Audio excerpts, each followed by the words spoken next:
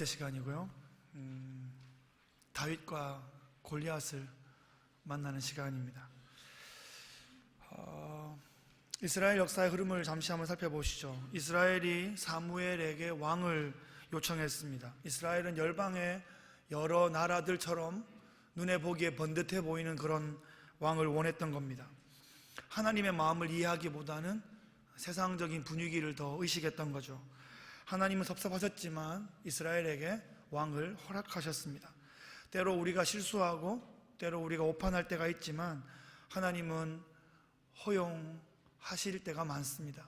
돌고 돌아서 두 손 바짝 들고 주 앞에 다시 나오는 것도 하나님의 섭리 안에 있는 것입니다. 사울이 왕 되는 것도 그런 면에서 이스라엘에게 하나님께서 허용해 주신 겁니다. 사울은 기름 부음을 받았습니다. 하나님의 영이 임하기도 했고 사람들이 보고 놀라는 그런 역사들이 있기도 했습니다. 하지만 그 사울의 마음은 하나님께로 온전히 향하지 못했고 하나님을 기쁘시게 하는 것을 그의 생의 목적으로 삼지도 못했습니다. 15장 11절 말씀 보시면 내가 사울을 왕으로 세운 것을 후회하노니 그가 돌이켜서 나를 따르지 아니하며 내 명령을 행하지 아니하였음이라 하신지라. 사무엘이 근심하여 온 밤을 여호와께 부르짖으니라. 왕을 잘못 세우니까 하나님도 후회하시고 선지자도 밤새 통곡하는 이런 사태가 발생합니다. 왕을 잘못 세우는 일은 역사 가운데 자주 발생합니다. 오히려 더 일반적인 경우 같습니다. 인생들이 자기들의 욕심을 채워줄 왕을 구하기 때문에 그렇습니다. 그러면 반드시 서로 실망하게 되어 있습니다. 하나님의 마음을 알고 백성들을 하나님께로 잘 이끌어줄 그런 왕은 참 드물고 참 귀한 것 같습니다. 그런데 오늘 우리는 그 어려운 것을 해내는 왕을 발견합니다. 그의 이름은 다윗입니다. 구약 성경에 600번 이상 이름이 등장하고 신약 성경에 60번 이상 그 이름이 등장하는 하나님의 마음에 합한 사람이라는 별명을 가졌던 다윗을 한번 만나보겠습니다. 16장 1절 말씀 보시면 여호와께서 사무엘에게 이르시되 내가 이미 사울을 버려 이스라엘 왕이 되지 못하게 하였거늘 네가 그를 위하여 언제까지 슬퍼하겠느냐. 너는 뿔에 기름을 채워가지고 가라. 내가 너를 베들레헴 사람 이새에게로 보내리니 이는 내가 그의 아들 중에서 한 왕을 보았느니라 하시는지라. 하나님은 사울을 이미 버렸다라고 하십니다. 사울이 겉으로는 아직 왕위에 남아있긴 하지만 하나님은 그를 이미 버리셨습니다. 그를 위해 더 이상 슬퍼하지 말라고 내가 이새의 아들 중에 한 왕을 기름 부어 세우겠다고 하십니다. 사람을 내리고 사람을 세우시는 분은 하나님이십니다. 하나님은 사울을 여전히 왕궁에 잠시 더 두시지만 베들레헴의 한 소년에게 기름 부어 그를 왕으로 세우시는 역사의 전환을 시작하고 계십니다. 비록 더딘 것 같고 우리 눈에 잘 안 띌 수 있지만 하나님은 지금도 이런 방식으로 당신의 역사를 진행해 나가십니다. 지도자들로 인해서 고통받고 있는 지금 하나님은 어떤 곳에서 어떤 신실한 소년에게 성령을 기름 붓듯 하실 줄 누가 알겠습니까? 아니면 이때를 위해 미리 기름 부으셔서 이제 준비된 하나님의 사람을 부르실 때가 되셨는 줄 누가 알겠습니까? 그걸 믿는 게 믿음입니다. 하나님은 지금도 그런 방식으로 일하고 계신다 하는 것을 믿는 것이죠. 사무엘이 베들레헴에 나타났습니다. 축제가 벌어졌습니다. 사무엘의 목적은 마을의 축제가 아니라 이새의 아들들을 보는 것이었죠. 흥겨운 축제 가운데 이새의 아들들 한 명 한 명을 사무엘 앞으로 지나가게 합니다. 맏아들 엘리압을 보고 사무엘의 마음이 흥분했습니다. 과연 이 사람이구나. 기름을 막 부으려고 하는데 하나님께서 그의 용모와 키를 보지 마라. 내가 이미 그를 버렸느니라. 사람은 외모를 보거니와 여호와는 중심을 보느니라 말씀하셨습니다. 그렇게 일곱 아들이 사무엘 앞을 다 지나갔는데 하나님은 감동을 주지 않으셨습니다. 한 명 더 있었습니다. 막내 아들 들판에서 양을 치느라 그 축제에 초대받지도 못한 막내 아들이 있었습니다. 12절 보시면 이에 사람을 보내어 그를 데려오매 그의 빛이 붉고 눈이 빼어나고 얼굴이 아름답더라. 여호와께서 이르시되 이가 그니 일어나 기름을 부으라 하시는지라.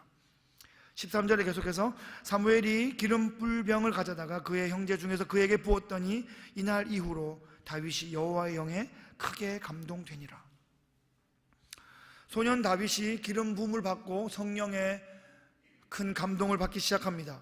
구약 성경에서는 하나님의 일을 맡기실 때 성령을 보내주시고 그 성령에 순종하면 성령이 계속 충만하게 임하시고 성령에 순종하지 않으면 그 성령을 거두어 가기도 하시는 그런 방식으로 역사들이 진행되었습니다. 성령이 다윗에게 임했습니다. 앞으로 지속적으로 그에게 어떻게 성령이 임하실지 우리가 이야기를 함께 살펴보아야 할 것입니다. 16장 14절에 보시면 여호와의 영이 사울에게서 떠나고 여호와께서 부리시는 악령이 그를 번뇌하게 한지라 하는 말씀이 나와요. 여호와의 영이 사울에게 임했다는 기사를 보셨죠? 지난주에 임했었는데 지금은 여호와의 영이 사울을 떠나고 있어요. 사울이 하나님의 마음에 합하지 않았기 때문이에요. 하나님의 마음에 집중하지 않았기 때문이에요. 자기 마음대로 사람들의 눈에 그 시선을 의식하며 행했기 때문에 하나님의 영이 떠나신 거예요. 그랬더니 이제 악령이 그를 번뇌하게 하는 일이 발생해요. 다윗에게는 여호와의 영이 임하고 있는데 사울에게는 여호와의 영이 떠나고 있어요. 앞으로 다윗의 삶과 사울의 삶이 어떻게 대조적으로 진행될지 드러내 보여주는 그런 문학적 장치라고 볼 수 있겠습니다. 자, 다윗이 사울을 어떻게 만나게 되나요? 사울에게는 이미 성령이 떠나고 있고 각종 정신질환 증세가 나타났던 것 같습니다. 그 정신질환을 치료하기 위해서 왕궁에서 회의가 열렸는데 비서실에서 제안하기를 음악치료법이 참 좋다 이렇게 제안을 했습니다. 그때 왕궁의 한 신하가 다윗을 소개해 줍니다. 16장 18절 보시면 내가 베들레헴 사람 이새의 아들을 본즉 수금을 탈 줄 알고 용기와 무용과 구변이 있는 준수한 자라. 여호와께서 그와 함께 계시더이다 이렇게 말합니다. 왕궁에까지 다윗의 소문이 났었습니다. 무엇보다 여호와와 함께 계시는 그런 삶의 여러 가지 증거들이 나타났던 것 같습니다. 성령 충만하면 반드시 열매가 나타나게 되어 있습니다. 주위에서 알아봅니다. 감출 수가 없어요.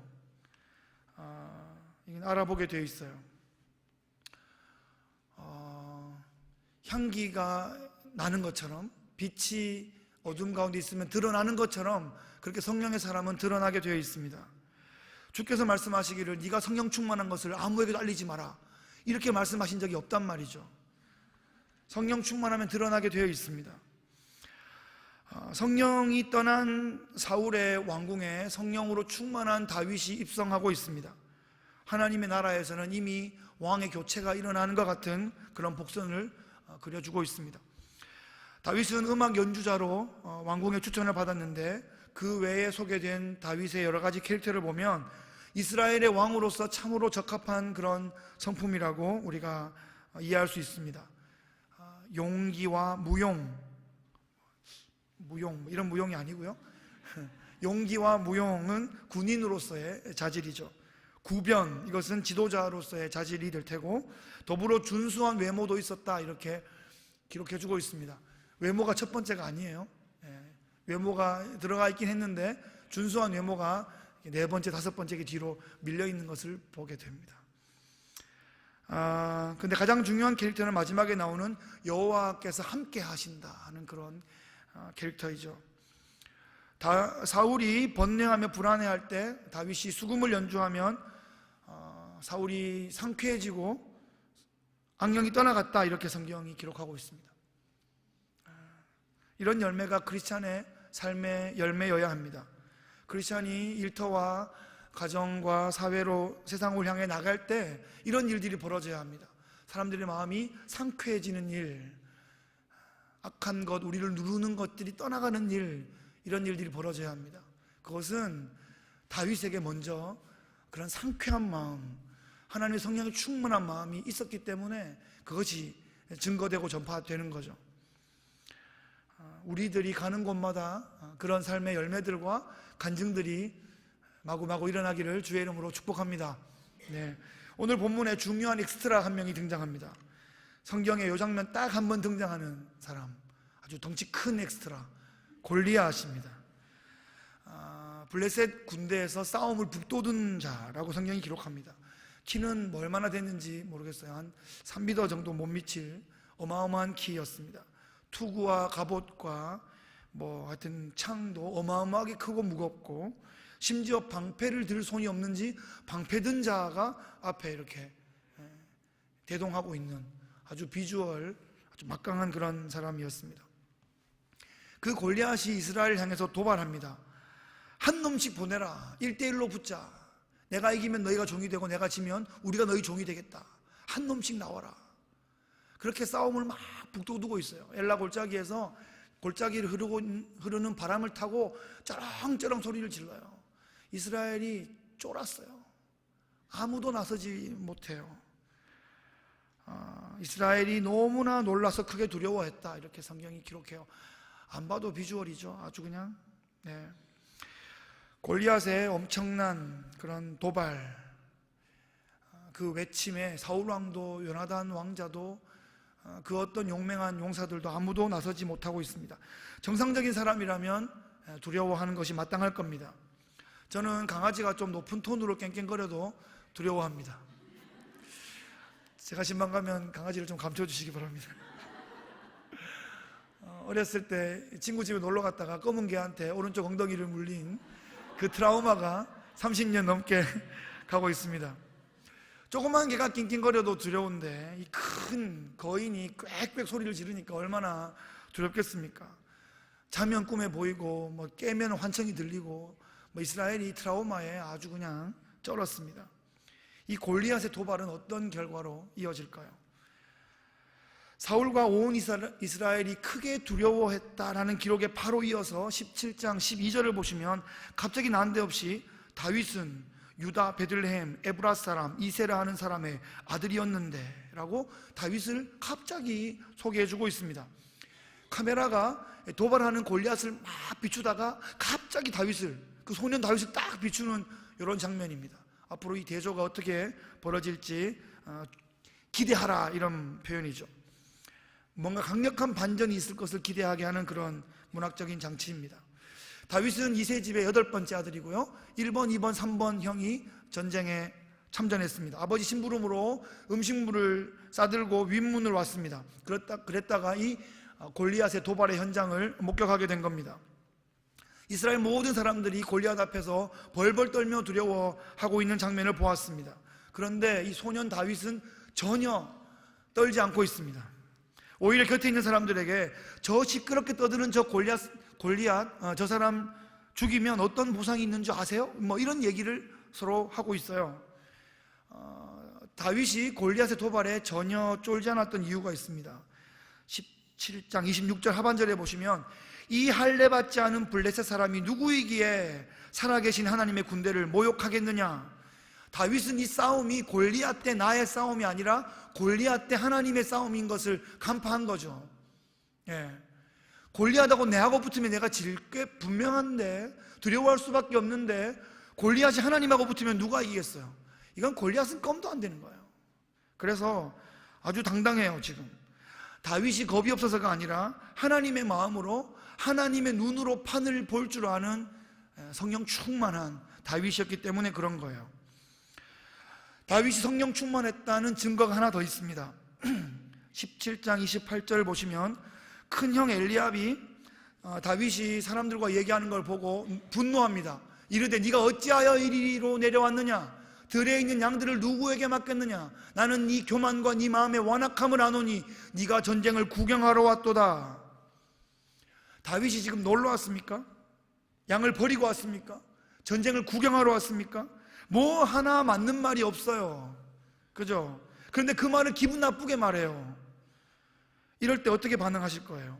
성령 충만하지 않으면 한판 붙을 수 있죠. 형님, 아무리 형님이시라 하지만 말씀이 좀 지나치십니다. 뭐 이렇게 아니 제가 형님 위문하라고 볶은 곡식이랑 치즈랑 떡이랑 아버지 심부름 왔는데 말이죠, 무겁게 들고 왔는데 아니 고맙다고 말하기는커녕 말씀이 지나치십니다 형님, 뭐 이러고 한판 붙을 수 있을지 모르겠습니다. 그렇게 말하지 않았어요.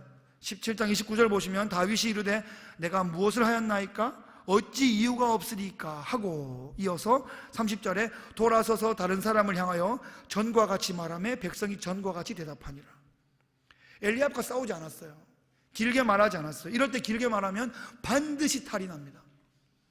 말이 길어지면 반드시 탈이 나요. 톤이 높다거나 말이 빠르다거나 뭐 눈을 깜짝거렸다거나 뭐 이러면서 쓸데없는 일로 싸우게 됩니다. 이럴 때는 딱 한두 문장으로 간단히 상황을 처리하는 지혜가 필요합니다. 오해하기로 결단한 사람에게 아무리 말해봐야 절대로 그 자리에서는 오해를 바꾸지 않는다는 겁니다. 다윗의 관심은 이 할례 없는 이방인이 하나님께 대적하고 있는 이 상황이 지금 다윗의 관심사이지 엘리압하고 싸울 게 아니에요. 열심히 골리앗 하다가 엘리압 건드리면 엘리압하고 싸우고 뭐 또 둘째형하고 싸우고 뭐 그렇게 할 거예요? 다윗은 목표를 분명하게 알았던 사람이에요. 성령 충만해야 이게 보이는 거죠. 다윗은 골리앗의 도발을 잠재워야겠다고 생각했습니다. 그것은 현상금의 눈이 어두운 청소년의 망상이 아니었습니다. 성령 충만한 하나님의 사람이 하나님의 마음으로 하나님의 대적자를 대리 심판하겠다 하는 그런 선언이었죠. 다윗이 사울을 찾아갑니다. 17장 32절 하반절 보시면 주의 종이 가서 저 블레셋 사람과 싸우리이다 이렇게 선언합니다.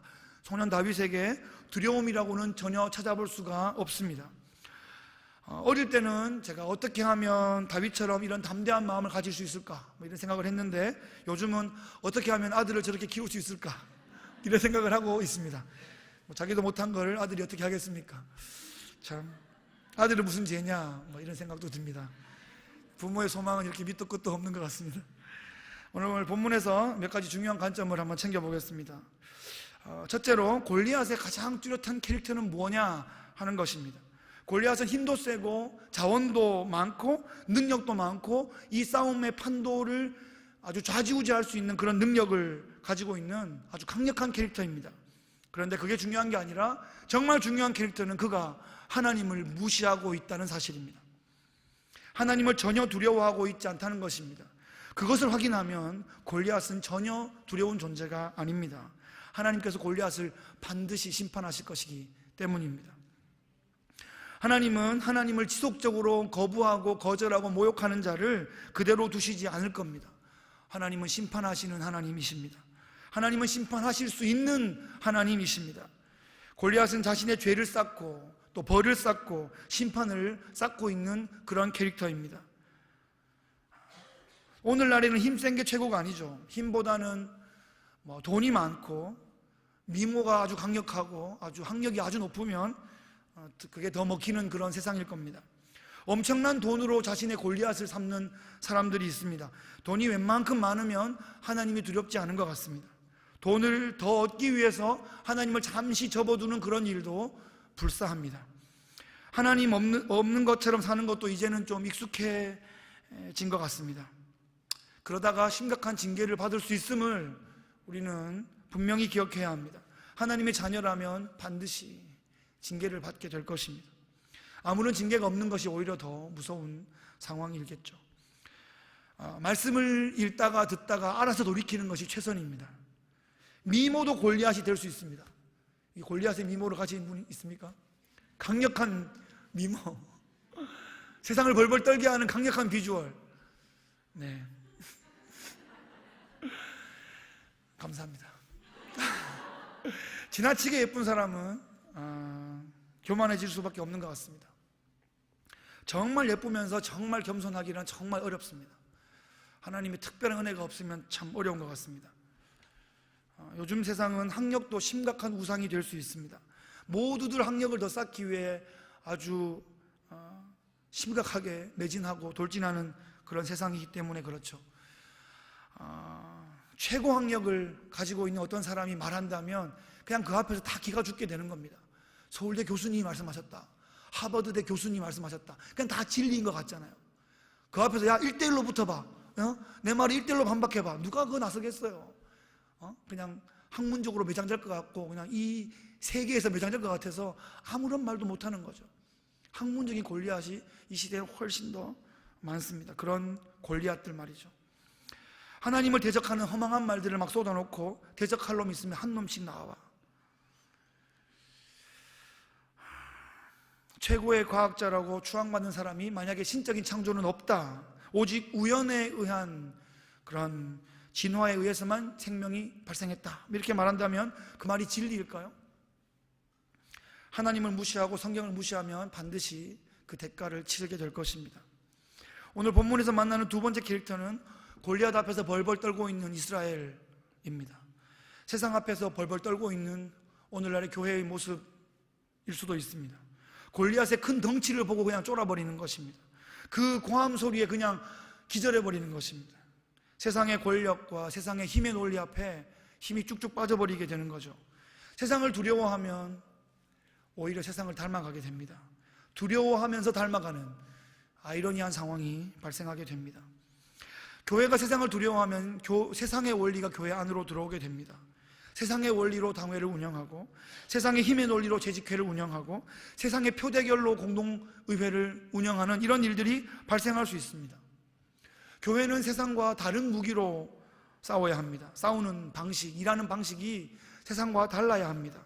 골리앗과 똑같은 방식으로 그런 갑옷과 그런 무기와 그런 전술을 준비해서는 골리앗과 싸워 이길 수가 없는 거죠. 이 교회는 하나님을 경험한 방식, 하나님께서 교회를 훈련시키신 방식, 하나님께서 당신의 백성들을 하나로 묶어내셨던 바로 그 방식으로 일해야 합니다. 그 차이가 바로 이스라엘은 두려워했는데 다윗은 두려워하지 않았던 바로 그 이유가 되겠습니다. 오늘 마지막 세 번째 캐릭터는 오늘 우리 가슴에 잘 새기고 담았으면 좋겠습니다. 골리앗 앞에서 당당했던 다윗의 캐릭터입니다. 다윗이 골리앗 앞에 나아갈 때 사울 왕의 군복과 투구와 갑옷과 칼을 받았는데 다 벗어버렸습니다. 왜일까요? 좀 해보더니 시험해보더니 어색해서 그것을 벗어버렸습니다. 품질이 좋지 않아서가 아닙니다. 나름 메이커 있는 건데 그게 익숙하지 않은 거예요. 다윗이 그걸 경험하지 않았어요. 그 갑옷과 다윗이 함께한 경험이 없어요. 하나님이 그 갑옷으로 다윗을 훈련시키지 않았어요. 자기 간증이 아니란 말이에요. 사울의 것을 입었어요. 어색해요. 그걸로 싸울 수가 없어요. 그래서 벗어버렸습니다. 어색한 갑옷을 벗어던지고 손에 막대기 하나를 들고 시냇가로 내려갑니다. 그리고는 조용히 한쪽 무릎을 꿇고 돌 5개를 고릅니다. 전장에는 침묵이 흐르고 있죠. 매끄러운 돌 5개를 골라서 목자의 주머니에 넣습니다. 그리고는 손에 물매를 들고 골리앗 앞으로 나아갑니다. 이것이 다윗에게 가장 익숙한 방식입니다. 양떼를 지킬 때 곰이나 사자가 오면 이렇게 물매에 돌을 먹여서 맹수를 잡고 막대기로 때려잡은 그런 경험이 다윗에게 있었습니다. 하나님의 임재 경험, 하나님의 동행의 경험을 가장 많이 했던 방식으로 지금 골리앗 앞에 나가고 있는 겁니다. 자주 봤던 본문인데 어젯밤 이 본문을 다시 한번 보고 또 보는데 좀 문학적인 장치로 이 골리앗과 대적하고 있는, 맞서고 있는 다윗의 이 장면을 잘 보니까 평소에 못 봤던 그런 내용, 그런 느낌을 좀 갖게 되었습니다. 방패든 사람이 골리앗 앞에 서 있어요. 쟤들이 왜 골리앗 앞에 서 있을까? 방패든 사람이 뒤에 서 있으면 이상하잖아요. 이렇게 말할 수 있겠지만 뭔가 좀 어색해요. 골리앗이 덩치는 큰데 몸은 좀 빠르지 않은 것 같아요. 그런 느낌이 좀 들었어요. 그러다가 오늘 본문 다시 한번 보세요. 골리앗이 둘러보다가 다윗을 발견하고 업신여겼다, 이렇게 말해요. 아니, 딱 봐도 지금 다 들어가 있고 지금 자기하고 다윗 하나 지금 나와 있는데 둘러보다가 다윗을 발견해. 시력이 나쁜 게 아닌가, 이런 생각이 좀 들었어요. 덩치도 크고 몸도 느리고 시력도 나빠. 목소리만 커. 덩치만 크고. 그러니까 골리앗의 이 싸움에 말려들면 안 돼요. 골리앗은 자기가 익숙한 방식으로, 그 뒤에 뭐라고 나왔냐면 나에게로 나오라, 내가 너를 찢어주겠다 얘기하거든. 지가 왜 못 뛰어나와? 뭔가 느린 거야. 나에게로 오라, 예 하고 이렇게 가면 안 되는 거죠. 지금 뭔가가 지금 이게 자기가 만들어 놓은 그 싸움의 게임의 룰 안으로 부르는 거예요. 거기 갈라 그러니까 저기 가서 못 이기겠는 거야. 그 사람이 다 두려워하는 거죠. 다윗은 안 가는데? 안 가는 거예요. 갑옷 다 벗어버리고 아주 목동에 그 물맷돌만 딱 들고 근거리를 딱 유지하면서 딱 있는 거예요. 이렇게 보일 듯 말 듯 있는 거예요. 그러면 골리앗이 뛰어오겠어요? 날아오겠어요? 골리앗은 느리다니까. 다윗에게 오히려 강점이 있는 거예요. 돌을 잘 던지는 사람이 눈에 보일 만한 거리에 돌 던지면 주먹만한 데 다 들어가요. 메이저리그 투수들은 1cm 간격으로 넣을 수 있어요. 이치로 같은 아주 일본의 유명한 외야수죠. 외야에서 던지면 포수 글러브 안에 딱딱 들어가요. 주먹만한 데 다 넣는단 말이죠. 옛날에 그 군대 전투병들을 보면 세 가지의 이제 캐릭터가 있는데, 첫째는 말 타는 기병이에요. 둘째는 이제 이 중보병이 있고, 그리고는 투석병이 있어요. 돌 던지는 투석병. 이게 실제로 전투에 많이 활용이 됐단 말이죠. 이런 식으로 생각 안 해보셨죠? 이 지금 다윗은 그 게임에 휘말리지 않아요. 자기 게임의 방식으로 완전히 끌어와 버리는 거예요. 그래서 이제 그 준비된 그 방식으로 던지니까 이게 꽤 얼굴도 클 거 아니에요. 덩치도 크니까. 이게 뭐 못 맞추기가 어려워. 아주 이마가 너무 커. 딴 사람보다 이마가 이만한 거예요. 관역 큰데 딱 이마에 팍 들어가는 거예요. 그리고 칼도 없었어요. 그러니까 쓰러진 골리앗에 가서 골리앗 칼을 뽑아가지고 골리앗의 목을 베는 거예요. 이 부분 되게 길게 하려고 그랬는데 짧게 지나갔으니까 본문 보시면서 많이 상상하시기 바랍니다. 46절, 47절 한번 보세요. 가슴이 뛰는 본문이에요. 오늘 여호와께서 너를 내 손에 넘기시리니 내가 너를 쳐서 내 목을 베고 블레셋 군대의 시체를 오늘 공중의 새와 들의 땅에 들짐승에게 주어 온 땅으로 이스라엘의 하나님이 계신 줄을 알게 하겠고, 또 여호와의 구원하심이 창과 칼에 있지 아니함을 이 무리에게 알게 하리라. 전쟁은 여호와께 속한 것인즉 그가 너희를 우리 손에 넘기시리라. 정말 명문장이죠. 정말 멋진 신앙의 고백입니다. 이런 고백을 우리의 삶의 현장에서 할 수 있다면 정말 전율이 흐를 겁니다. 제가 골리앗이다 그러면서 그 앞에다가 이런 말 하라는 건 아니에요.